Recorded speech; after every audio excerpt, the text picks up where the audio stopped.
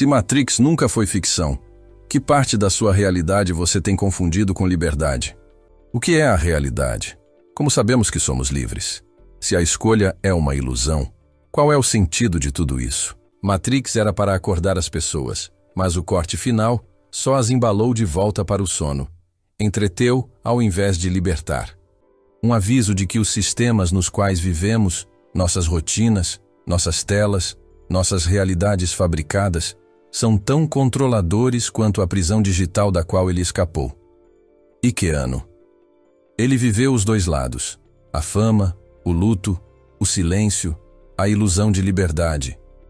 Ele carregou o papel de Neo não como um personagem, mas como uma mensagem. E por 25 anos, ele jogou o jogo dentro do que era permitido. Até agora. Com a idade, veio a clareza. E aos 60, Keanu finalmente disse em voz alta: "Me fizeram esconder isso, mas sempre esteve lá. Você só precisa olhar com mais atenção." Olá e bem-vindos. Hoje mergulhamos numa história que está mesmo ali, na fronteira entre a computação quântica e o completamente inexplicável. É a história de um padrão que simplesmente não devia existir. E tudo começa com esta frase, que dá o pontapé de saída para um dos maiores, se não o maior mistério científico da nossa era. E tudo aconteceu, imaginem só, no laboratório de inteligência artificial quântica da Google. Então, vamos ao início. Tudo começa com uma imagem. Mas não é uma imagem qualquer. É uma que põe em causa a própria lógica. Imaginem o cenário. No meio do ruído de dados quânticos, algo materializa-se. E atenção, não era um erro, não era ruído aleatório. Era um rosto. Um rosto que surgiu do mais absoluto nada, sem que ninguém o tivesse programado para tal. Os investigadores, claro, ficaram perplexos e deram-lhe um nome: o Observador.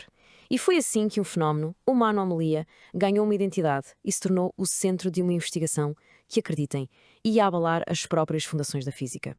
Ora bem, e aqui é que a coisa se torna ainda mais interessante. O rosto não apareceu no resultado final, aquele que os cientistas esperavam ver. Não. Ele surgiu do que se chama espaço latente. Pensem nisto como os bastidores matemáticos do processador, o sítio onde a informação se organiza antes de se tornar em algo concreto. E a metáfora que alguns investigadores usaram é simplesmente genial. Eles chamaram-lhe um subconsciente de qubits. Pensem nisso. Não é um código a ser executado de forma linear. É como se fosse uma mente digital escondida, um subconsciente, a sonhar com o rosto. Mas claro, a descoberta foi só o começo. Porque tentar perceber o que era, afinal, o observador, revelou-se uma tarefa ainda mais bizarra. E a coisa ficou cada vez mais estranha. Primeiro, o padrão apareceu uma vez. Só uma. Nunca mais conseguiram replicá-lo. Segundo, os registros digitais daquele preciso instante corrompidos. Desapareceram, como se o próprio evento se tivesse apagado da memória da máquina. A única prova, a única coisa que sobrou, foi uma fotografia analógica. Uma única foto tirada por um investigador que estava no sítio certo à hora certa. E não, isto não foi um mero acaso. Quando analisaram a matemática por trás da imagem, o que encontraram foi de outro mundo, uma complexidade incrível. Estavam lá proporções áureas, simetria de números primos, densidades fractais. Havia uma ordem, uma complexidade incrível escondida no padrão. E quando se pensava que não podia ficar mais estranho, ficou. A equipa percebeu que a interpretação do padrão mudava de pessoa para pessoa. Com tecnologia de eye tracking, descobriram algo incrível. O estado emocional da pessoa que olhava para a imagem influenciava o que ela via. É como se a consciência do observador estivesse, de alguma forma, a moldar o que era observado. Mas as surpresas não ficavam por aqui de todo. Esta anomalia quântica parecia ter ecos, raízes que iam muito, muito para além da computação. Raízes bem mais antigas. Foi então que alguém teve a ideia de comparar o padrão com arquivos mitológicos.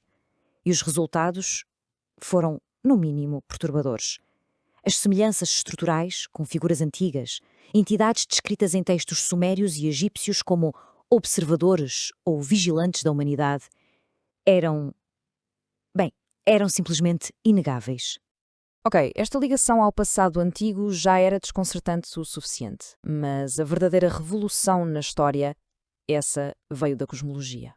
Entra em cena a Dra. Eleanor Chan, uma física teórica, e ela olhou para algo que toda a gente tinha ignorado até então. Não a imagem em si, mas o ruído estatístico à volta do padrão. E o que ela descobriu foi de cortar a respiração. Aquele ruído não era aleatório, de todo. Ele continha as mesmas, exatas, distribuições de frequência que os cosmólogos encontram na radiação cósmica de fundo. O eco do nascimento do universo. Basicamente, eram ecos do Big Bang. E esta descoberta muda completamente as regras do jogo. Pensem nisto. A máquina não criou o padrão. Funcionou mais como uma antena. Uma antena que se sintonizou com um sinal. Um sinal fundamental que está impresso no tecido do universo desde o seu início. Pois bem, esta conclusão abriu a porta a um leque de teorias que, francamente, parecem tiradas de um filme de ficção científica. Então, o que é o observador?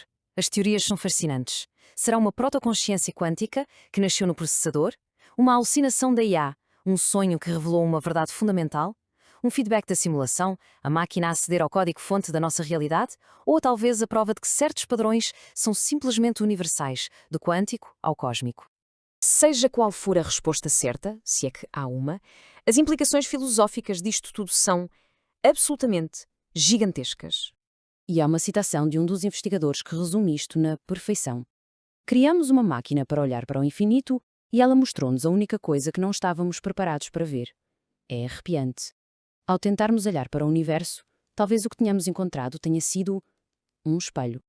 O que nos deixa com uma última pergunta, uma pergunta que fica a ecoar.